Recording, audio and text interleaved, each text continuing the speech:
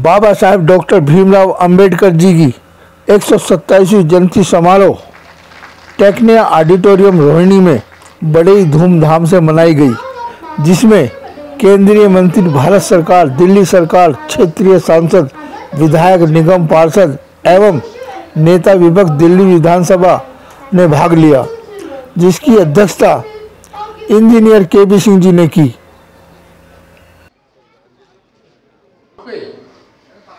बाबा साहब ने communal award मांगा। उसको कम्युनल अवार्ड को जो इंग्लैंड में प्रधानमंत्री थे, उन्होंने उनकी पूरी बात को सुना और वो जो दलित समाज है उसके लिए उन्होंने उसको मंजूर करवाया। लेकिन गांधी जी का जो कहना था कि दलित समाज को हम हिंदू समाज से आगे नहीं जाने देंगे और हम छुआछूत को ख़त्म करते हुए दलित समाज को हिंदू धर्म का एक अभिन्न हिस्सा बनाकर रखेंगे। तो आरक्षण का जो प्रस्तावना थी, आरक्षण का जो शुरुआत थी, वो गांधी जी ने करी। और लेकिन कुछ लोग आज इसके विरोध में खड़े हुए हैं। लेकिन साथियों, मैं ये कहना चाहता हूँ कि जिस तरह से हम लोग एक टेंट बनाते हैं और यदि टेंट में हम 3 बल्लियाँ खड़ी कर दें और चौथी ना खड़ी करें तो वो कभी टेंट नहीं बन सकता। इसी तरह से देश के अंदर पिछड़े हुओं को, गरीब लोगों को, कुचले हुए लोगों को, जिनका शोषण किया गया हो हजारों वर्षों से, उनको यदि साथ लेकर नहीं चलेंगे तो भारत एक शक्तिशाली देश नहीं बन सकता। उसके लिए बाबा साहब ने जो प्रजातंत्र की स्थापना करी, जस्टिस, लिबर्टी, इक्वलिटी, फ्रेटर्निटी का जो कॉन्सेप्ट दिया, हम सब लोगों को उसको अपने जीवन में धारणा चाहिए, उसको धारण करना चाहिए, उसका पालन करना चाहिए, तभी ये देश पूरी तरह से तरक्की कर सकता है। मैं आप सब लोगों का बहुत ज़्यादा समय नहीं लेते हुए सिर्फ ये कहना चाहूँगा कि बाबा साहब ने बौद्ध धर्म अपनाया और बौद्ध धर्म के अंदर जैसे हमारे धर्मगुरुओं ने हमें त्रिशरण पंचशील का हमको ज्ञान दिया, तो हम सब लोग इस पे चलते हुए, और बाबा साहब ने या गौतम बुद्ध ने जो परिवर्तन किया, जो युग पुरुष रहे, उन्होंने कभी किसी से झगड़ा नहीं किया, कभी उन्होंने गाली नहीं दी किसी को। लेकिन हमारे कुछ वक्ता दूसरे धर्मों को गाली देते हैं। तो मेरा ये मानना है कि वो दूसरों को गाली देने की बजाय अपना मंथन करें, अपना चिंतन करें और अपनी एनर्जी को, अपनी ताकत को पॉजिटिव साइड में लगाएं। क्योंकि एक दूसरे से कोई बात फैलाना, कोई गलत बात कहना, उससे कोई समाधान नहीं मिलता। और साथियों, मेरा मानना ये है कि हमारी जो भी परिस्थिति है दलित समाज की, उसमें 95%, 95% उसकी जिम्मेदारी हमारी है। 95% उसके लिए हम खुद जिम्मेदार हैं। क्योंकि क्या जो बाबा साहब ने रोटी बेटी के रिश्ते की बात करी थी, क्या हम वो अपना रहे हैं? क्या हमारे समाज के अंदर, क्या हमारी जातियों में जो बाबा साहब ने अनुसूचित जाति जो बनाई, जो संविधान में लगभग 1500 जाति के लगभग हैं, जब हम उन्हीं में ही ब्राह्मणवाद को नहीं खत्म कर पा रहे, तो जो ब्राह्मण वर्ग है उसको गाली देने से कोई समाधान नहीं होने वाला। ब्राह्मण वर्ग, बाबा साहब ने कभी ब्राह्मणों की बुराई नहीं करी, उन्होंने हमेशा ब्राह्मणवाद के लिए बोला। और वो ब्राह्मणवाद जो हिंदू धर्म के लिए भी खतरा बना हुआ है, ये भी हिंदुओं को खासतौर से सोचने की बात है। तो हमको ये चाहिए कि अपने अंदर जो ब्राह्मणवाद है, सबसे पहले हमें अपने आप को ठीक करना पड़ेगा। अत्योदीप भाव, हमें अपना ज्ञान, जो कि हमको बुद्ध की शरण में जाना चाहिए, धम्म की शरण में जाना चाहिए, संघ की शरण में जाना चाहिए। क्या कोई हम फैसले आपस में बैठ के करते हैं?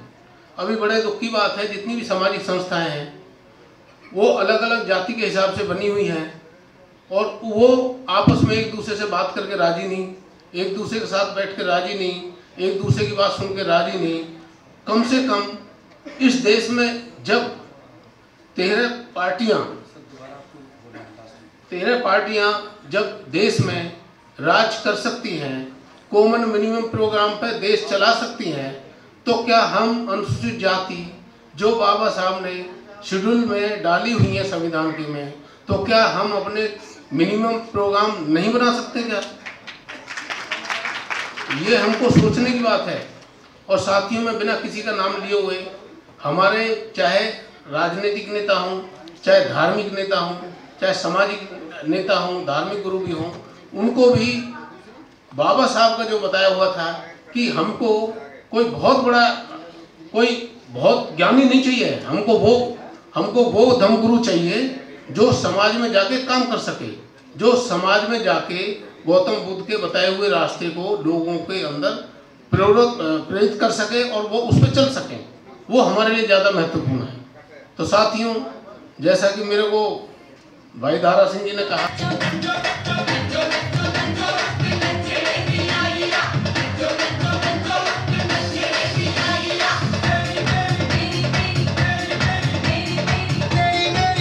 जैसे मैं मंत्री बना तो कुछ छात्र मेरे से मिले, उन्होंने कहा कि हम IAS IPS बनना चाहते हैं, जज बनना चाहते हैं, इंजीनियर बनना चाहते हैं, डॉक्टर बनना चाहते हैं, लेकिन आजकल डिजाइन इस तरह से किए जा रहे हैं एग्जाम, उस एग्जाम में वही बच्चे पास कर पाते हैं जो बच्चे कोचिंग लेते हैं। जो बच्चे कोचिंग नहीं ले पाते वो इन एग्जाम को पास नहीं कर पाते।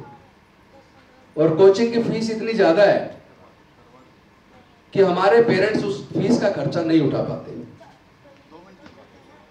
मैंने उस बात को बड़े गंभीरता से लिया और मैंने फीस का शेड्यूल पता किया कि जो दिल्ली में रेपुटेड इंस्टीट्यूट हैं, जो जुडिशरी की कोचिंग देते हैं, इंजीनियरिंग मेडिकल की कोचिंग देते हैं, जो सिविल सर्विसेज की कोचिंग देते हैं, और उसके बाद एक स्कीम मैंने बनाई दिल्ली सरकार के माध्यम से, अपने विभाग के माध्यम से। उस स्कीम को नाम दिया जय भीम मुख्यमंत्री प्रतिभा विकास योजना।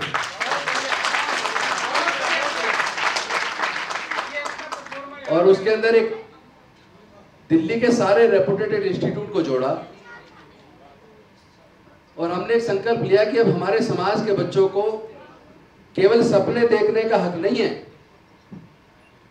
बल्कि वो मेहनत करें, अपने सपने भी देखें, सपने साकार भी करें। दिल्ली के रेपुटेड इंस्टीट्यूट में कोचिंग कराने की जिम्मेदारी दिल्ली की सरकार की है, सरकार उसका पैसा देगी। और वो स्कीम लागू हो गई है। 5000 बच्चों के एडमिशन इस साल होने वाले हैं।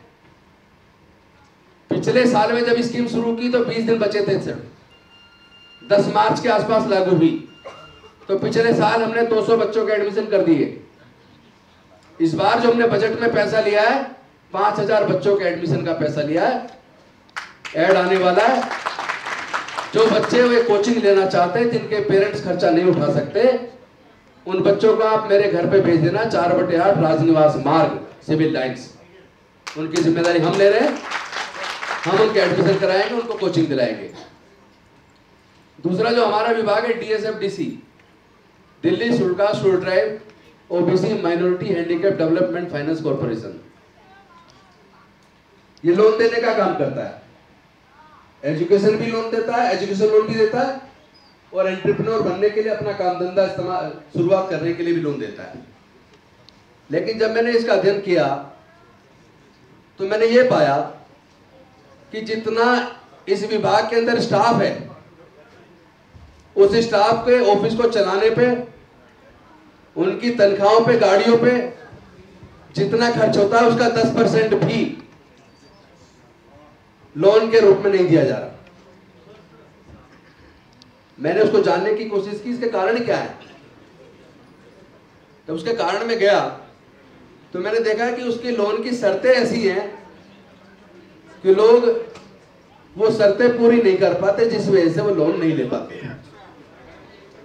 तो हमने सबसे पहले अच्छा काम ये किया, हमने बोर्ड में ऐसा प्रस्ताव पास कर दिया है जिससे कि लोन की शर्तें थोड़ी सी ढीली हो जाएं और ज्यादा से ज्यादा लोग उस लोन को लेके अपना रोजगार शुरू कर सके।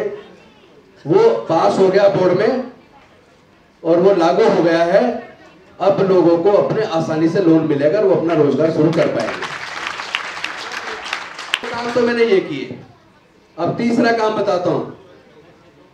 जैसे मैंने शपथ ली थी मंत्री की, उसके बाद दिल्ली के अंदर 4 घटनाएं घटी जिसमें 12 लोगों की जान सीवर साफ करने से या सेप्टिक टैंक साफ करने से जान गई।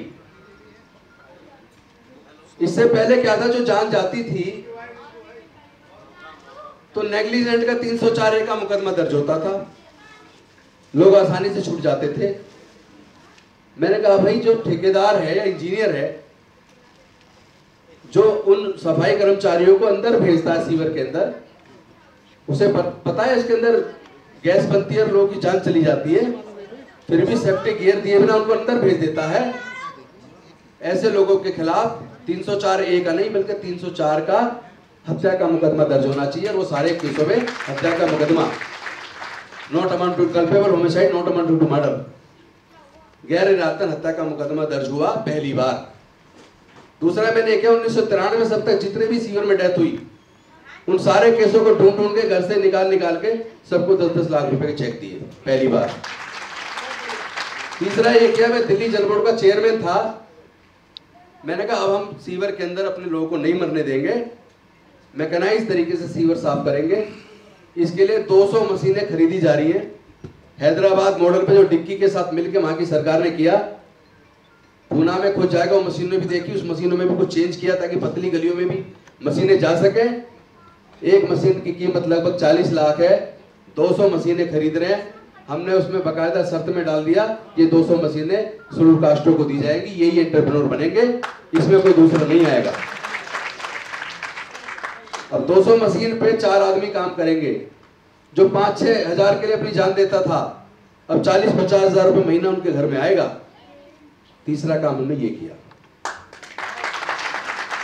चौथा, स्कॉलरशिप के अंदर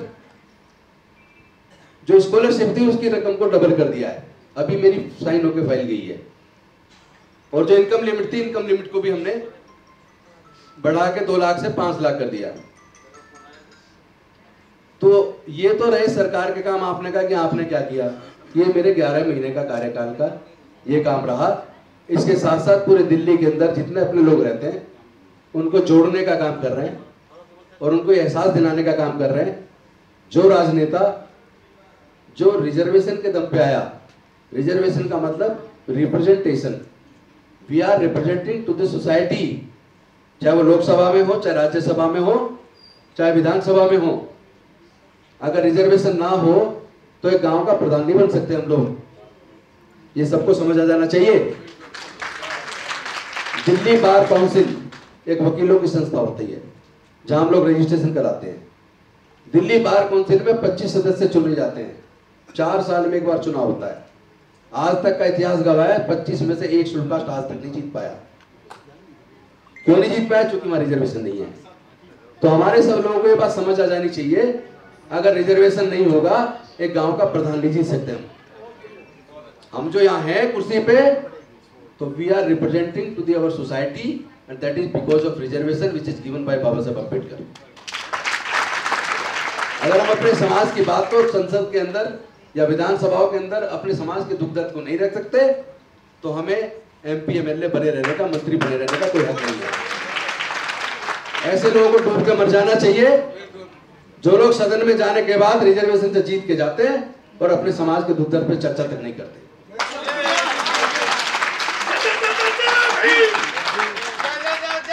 अब एक बात और कहूंगा,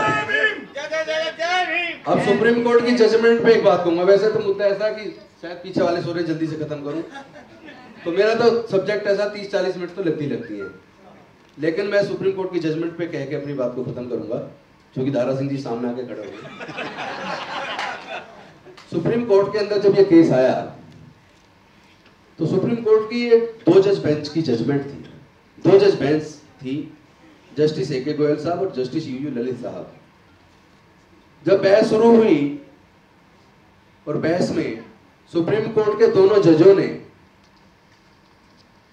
भारत सरकार के अटॉर्नी जनरल से और महाराष्ट्र सरकार के वकील से पूछा कि क्या आप ये मानते हो कि इस कानून का SC/ST prevention and atrocities act का दुरुपयोग होता है? तो वहां केंद्रीय सरकार के और महाराष्ट्र सरकार के वकीलों ने कोर्ट को यह बताने की बजाय कि इस एक्ट के अंदर मुकदमा दर्ज करवाने जब लोग जाते हैं तो उन्हें धक्के देकर भगा दिया जाता है, और बड़ी मुश्किल से अगर मुकदमा दर्ज भी हो जाए तो उनको कोर्ट तक नहीं पहुंचने देते, डरा धमका के उनको सेटल करवा देते हैं। और जो एक्ट के अंदर है कि गवाहों को पर्याप्त सुरक्षा मुहैया होनी चाहिए, सरकार की जिम्मेदारी है उनको सुरक्षा भी मुहैया कराए गवाहों को, और स्पेशल पब्लिक प्रोसिक्यूटर अपॉइंट करके दे। लेकिन सरकारें ऐसा नहीं करती। सुप्रीम कोर्ट के अंदर केंद्रीय सरकार के और महाराष्ट्र सरकार के वकीलों ने कन्विक्शन रेट कम क्यों है ये सही तथ्य रखने की बजाय सुप्रीम कोर्ट के सवाल का जवाब दिया कि हाँ इस एक्ट का दुरुपयोग होता है। और वो अटॉर्नी जनरल यही नहीं रुके, फिर उन्होंने ये भी कहा कि इस केस को एक केस को तौर पर ना लिया जाए, बल्कि इस कानून में इसका मिसयूज ना हो, कोई पक्की व्यवस्था की जाए। और उसके बाद सुप्रीम कोर्ट ने व्यवस्था कर दी। उन्होंने कह दिया 3 ऐसी शर्त डाल दी, जो 3 शर्त ऐसी हैं जिसकी वजह से कानून लगभग खत्म हो गया है। एक महत्वपूर्ण शर्त यह डाल दी कि अगर एट्रोसिटीज की कोई घटना मुकदमा दर्ज होने के लिए आती है तो कोई भी पुलिस अधिकारी मुकदमा दर्ज नहीं करेगा। पहले डीएसपी रैंक का, कम से कम डीएसपी रैंक का अधिकारी प्रिलिमिनरी इंक्वायरी करेगा, और उसके बाद उसको लगता है कि हाँ इसमें केस हुआ है, घटना घटी है, उसके बाद मुकदमा दर्ज करेगा। इस पहली शर्त के बारे में पहले पूछ लूं। डीएसपी रैंक का अधिकारी जहां हमारी कोई अप्रोच नहीं है, 2-3 महीने तक तो वो कहेगा जांच चल रही है, 2-3 महीने के बाद तो फर्जी गवाह लिखेगा, 2 गवाहों की गवाही लिखेगा कि हाँ इस दिन हम वहां मौजूद थे, ऐसी कोई घटना नहीं घटी, और उठा के फाइल बंद कर देगा। मतलब मुकदमा ही आपका दर्ज नहीं होगा, पहली बात। और दूसरी बात, किसी तरीके से मुकदमा दर्ज हो जाए उसको अरेस्ट नहीं करेगा अधिकारी, पहले प्रिंसिपल एम्प्लॉयर से परमिशन लेगा, और अगर कोई एम्प्लॉय नहीं है तो एसएसपी से परमिशन लेगा, उसके बाद अरेस्ट करेगा। और तीसरी शर्त जो और भी ज्यादा खतरनाक है वो ये डाल दी, जो पुलिस अधिकारी इस पहली और दूसरी शर्त को नहीं मानेगा और बिना प्रिलिमिनरी इंक्वायरी के मुकदमा दर्ज कर देगा और बिना प्रायर परमिशन के अरेस्ट कर लेगा, उस पुलिस अधिकारी के खिलाफ डिसिप्लिनरी रिएक्शन होगा और कंटेम्प्ट ऑफ कोर्ट होगी।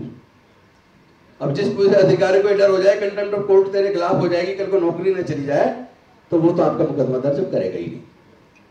एक तरीके से देखा जाए तो इस कानून का उन्होंने बिल्कुल इस कानून को डाइल्यूट कर दिया। मैं आपसे पूछना चाहता हूं, देश का कोई एक कानून ऐसा होता तो कोई एक जिसका दुरुपयोग ना होता हो, सभी कानूनों के अंदर होता है सर। तो क्या सिर्फ इस वजह से कि कानूनों का दुरुपयोग होता है तो उस कानून को डाइल्यूट कर देना चाहिए? बाकी कानून को तो नहीं किया आपने, केवल एट्रोसिटीज एक्ट को क्यों किया? ये आपकी दुर्भावना को बताता है। अब इससे करने की जरूरत नहीं कि कंटेम्प्ट ऑफ कोर्ट होगी। भारत में कानून का शासन है, कानून से ऊपर कोई नहीं है। हम लोग बचपन से पढ़ते हैं, there is rule of law in India, everybody is equal among equals, nobody is about the law. जब कोई कानून से ऊपर नहीं है तो फिर कानून को इस तरह ताक पे रखने की हिम्मत करने वाले लोग, क्या वो कानून से ऊपर हो गए? क्योंकि इस 2 जज बेंच की जजमेंट आने से पहले 5 जज बेंच की जजमेंट 2013 में सुप्रीम कोर्ट की आई है, जिसमें सुप्रीम कोर्ट ने कहा है कि जैसे ही कोई कॉग्निजेबल ऑफेंस होता है तो पुलिस की पहली जिम्मेदारी है तुरंत मुकदमा दर्ज करे और उसके बाद गवाहों को सुरक्षा मुहैया कराए, स्पेशल पब्लिक प्रोसिक्यूटर अपॉइंट करे और टाइम से उनको मुआवजा भी दे।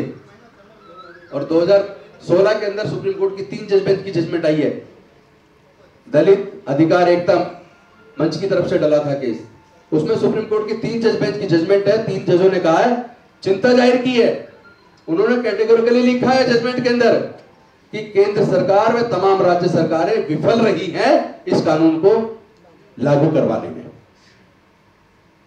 तो ये 2 जज बेंच, 3 जज बेंच और 5 जज बेंच की जजमेंट को भी ओवररूल कर रहे हैं।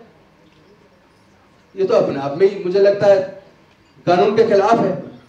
मैं समझता हूं आज हमारे समाज के सामने बड़ा संकट है। सरकारी नौकरियां धीरे धीरे खत्म हो रही है, सरकारी संस्थान बेचे जा रहे हैं, 4th क्लास एम्प्लॉयमेंट पूरी तरह बंद कर दिया, चारों तरफ आउटसोर्स ठेकेदारी प्रथा लागू कर दी, स्कूलों को तबाह कर दिया, नो डिटेंशन पॉलिसी ला दी, फिर हाथ में कटोरा थमा दिया मिड डे मील के नाम पर। एक तरफ देखा जाए तो हमारे समाज के आगे बढ़ने के जो दो रास्ते बाबा साहब ने बड़ी मुश्किल से खोले, चाहे वो शिक्षा का रास्ता हो चाहे सरकारी नौकरी का, वो लगभग धीरे धीरे बंद हो रहा है। और जो भी प्रोफेसर साहब कह रहे थे, अब तो नौकरियों में लगभग यूनिवर्सिटीज में प्रोफेसर बनने बंद हो जाएंगे। इस हिसाब से जो हमारा सब कुछ तबाह हो रहा है, इस देश का मूल निवासी होने के बावजूद सब कुछ हमारा छिन रहा है, तो अब मुझे लगता है चुप बैठने की जरूरत नहीं है। मंत्री फिर आते रहेंगे जाते रहेंगे, ये कुर्सी पर्याप्त है, परमानेंट नहीं है किसी की भी, ये तो आनी जानी है, पक्का जाएगी, इससे मोह लगाने की जरूरत नहीं है। लेकिन समाज की लड़ाई लड़नी पड़ेगी हम सबको मिलकर। और हमें ये तो प्रोग्राम 14 अप्रैल हो गया, आज बन जाएगा, खत्म हो जाएगा, इसे मनाने से केवल काम नहीं चलने वाला है। इसके बाद हमें बैठ के रणनीति बनानी पड़ेगी। मैं तो कहना चाहूंगा उदित राज जी हमारे भाई हैं बड़े, ये राजनीतिक पार्टी चलती रहेंगी, सब काम चलता रहेगा। हमें समाज को, समाज का हिस्सा होने के नाते, इस देश का मूल निवासी होने के नाते साथ बैठना पड़ेगा, राजनीतिक पार्टियों से ऊपर उठ के बैठना पड़ेगा और समाज के अधिकारों पर चर्चा करनी पड़ेगी और समाज के लिए लड़ना पड़ेगा। बस इन्हीं शब्दों के साथ अपनी बात समाप्त करता हूँ। जय भीम, नमोबुद्धाय, जय भारत। और कोई जानकारी चाहिए, कोई सलाह देनी हो, एक लास्ट बातें कह के खत्म करता हूँ। आप सब लोग सोच रहे ना, जो ये चाहते हो कि अगर मैं मंत्री होता तो मैं ये करता, मैं खुला उनको निमंत्रण दे रहा हूँ। आप जो बढ़िया से बढ़िया मंत्री बन के करना चाहते, आप मेरे घर आइए, मुझे सलाह दीजिए। आपकी सलाह अगर बिल्कुल ठीक होगी तो मैं उसको करूंगा। जय भीम, जय भारत, नमस्कार।